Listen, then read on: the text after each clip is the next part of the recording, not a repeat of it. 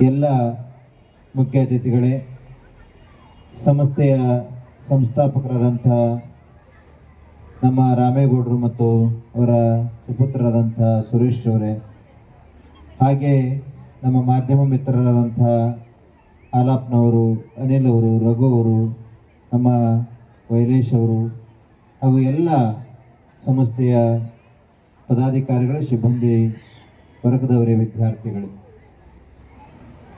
ಈಗಾಗಲೇ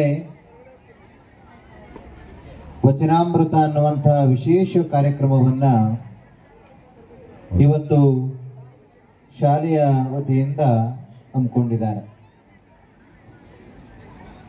ಬಹಳ ವಿಶೇಷವಾದಂಥ ಈ ಕಾರ್ಯಕ್ರಮವನ್ನು ನಾವು ಕೂಡ ವೀಕ್ಷಣೆ ಮಾಡೋಣ ಅಂತ ಹೇಳಿ ಭಾವಿಸ್ಕೊಂಡಿದ್ದೇವೆ.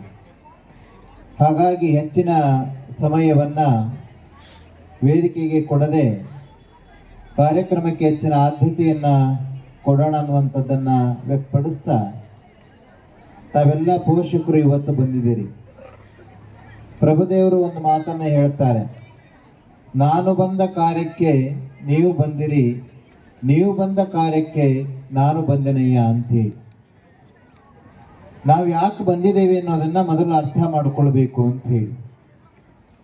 ಇವೆಲ್ಲರೂ ಕೂಡ ವಚನಾಮೃತ ಅಂತ ಹೇಳಿದರೆ, ನಮ್ಮ ಸುರೇಶ್ ಅವರು ಬಹಳ ಯೋಚನೆಯನ್ನು ಮಾಡಿ ಶರಣರ ಸಂದೇಶವನ್ನು ಮಕ್ಕಳಿಗೆ ಕಲಿಸುವುದರ ಜೊತೆಯಲ್ಲಿ ನಾಳೆ ಅವರು ಮುಂದೆ ಉತ್ತಮ ಪ್ರಜೆಯಾಗಿ, ಶರಣರಾಗಿ, ಶರಣರ ಸಂದೇಶವನ್ನು ನಾಡಿಗೆ ತಲುಪಿಸುವಂಥ ವಿದ್ಯಾರ್ಥಿಗಳಾಗಿ ಹೊರಹೊಮ್ಮಬೇಕು ಅನ್ನುವಂಥ ಒಂದು ವಿಶೇಷವಾದಂಥ ಚಿಂತನೆಯನ್ನು ಮಾಡಿ ಇವತ್ತು ವಚನಾಮೃತ ಅನ್ನುವಂಥ ಶರಣರ ವಚನಗಳನ್ನೇ ಇವತ್ತು ಆದ್ಯತೆಯಾಗಿಟ್ಟುಕೊಂಡು ಒಂದು ಒಳ್ಳೆಯ ಕಾರ್ಯಕ್ರಮವನ್ನು ಆಯೋಜನೆ ಮಾಡಿದ್ದಾರೆ.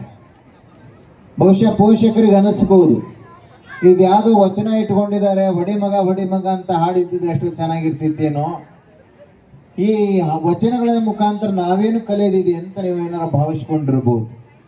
ಪೋಷಕರೇ ಒಂದಿಷ್ಟು ಯೋಚನೆಯನ್ನು ಮಾಡಿ, ಯಾವ ವ್ಯಕ್ತಿ ಯಾವ ಸಮಾಜ ಸಂಸ್ಕಾರವನ್ನು, ಸಂಸ್ಕೃತಿಯನ್ನು ಮರೆಯುತ್ತೋ ಆ ಸಮಾಜ, ಆ ವ್ಯಕ್ತಿ ಅಧೋಪತನಕ್ಕೆ ಹೋಗುವಂಥ ದಾರಿ ಬಹಳ ಹತ್ತಿರದಲ್ಲಿರುತ್ತೆ ಅಂತೇಳಿ.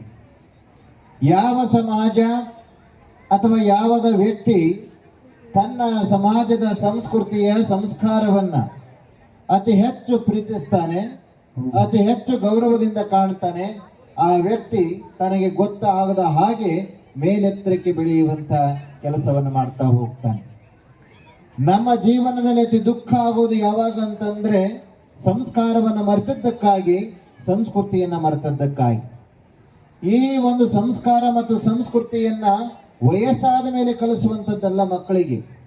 ಬಾಲ್ಯದಲ್ಲಿ ಇದ್ದಾಗಲೇ ಆ ಮಕ್ಕಳಿಗೆ ತಿಳುವಳಿಕೆ ಹೇಳುವಂಥ ಸಮಯದಲ್ಲಿ, ಆ ಮಕ್ಕಳಿಗೆ ಜ್ಞಾನ ಇಲ್ಲದೆ ಇರುವಂಥ ಸಂದರ್ಭದಲ್ಲಿ ಜ್ಞಾನವನ್ನು ಕೊಡಬೇಕಾಗುತ್ತೆ. ಅದಕ್ಕೆ ಬಸವಣ್ಣನವರು ಹೇಳಿದರು, ಜ್ಞಾನದ ಬಲದಿಂದ ಜ್ಞಾನದ ಕೇಡ ನೋಡಯ್ಯ ಅಂತ ಹೇಳಿ, ಸತ್ಯದ ಬಲದಿಂದ ಸತ್ಯದ ಕೇಡ ನೋಡಯ್ಯ ಅಂತ ಹೇಳಿದರು. ಯಾಕೆ? ಎಲ್ಲಿ ಅಸತ್ಯ ಅನ್ನೋದಿರುತ್ತೆ ಅಲ್ಲಿ ಸತ್ಯವನ್ನು ನಾವು ತುಂಬಿದಾಗ ಆ ಅಸತ್ಯ ತಾನಾಗಿ ದೂರ ಹೋಗುತ್ತೆ. ಎಲ್ಲಿ ಕತ್ತಲು ಇರುತ್ತೆ ಅಲ್ಲಿ ಒಂದು ಸಣ್ಣ ದೀಪವನ್ನು ಹಚ್ಚಿದರೆ ಆ ಕತ್ತಲು ತಾನಾಗಿ ದೂರ ಆಗಲಿಕ್ಕೆ ಶುರುವಾಗುತ್ತೆ. ಹಾಗೆ ಒಬ್ಬ ಮನುಷ್ಯನೇ ಇರಲಿ, ವಿದ್ಯಾರ್ಥಿಗಳೇ ಇರಲಿ, ಯಾರೇ ಪೋಷಕರಾಗಿರಲಿ, ತಮ್ಮ ಜೀವನದ ಒಳಗಡೆ ಜ್ಞಾನವೆಂಬ ಸತ್ಯವನ್ನು, ಜ್ಞಾನವೆಂಬ ಬೆಳಕನ್ನು ನೀವು ತುಂಬಿಕೊಂಡಿದ್ದೇ ಆದರೆ ಖಂಡಿತ ಜ್ಞಾನ ದೂರವಾಗುತ್ತೆ.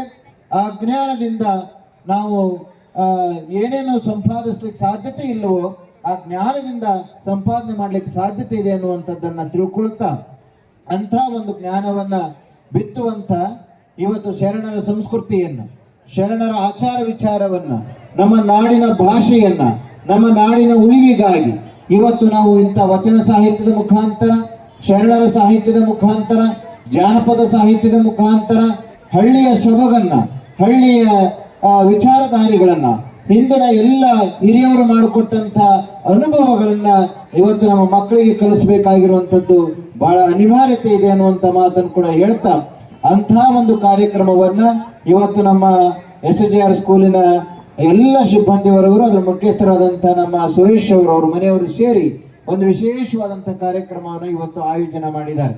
ಬಂಧುಗಳೇ, ನಿಮ್ಮ ಮಕ್ಕಳಿಗೆ ಇವತ್ತು ನೀವು ಬದುಕನ್ನು ಕಲಿಸಿ.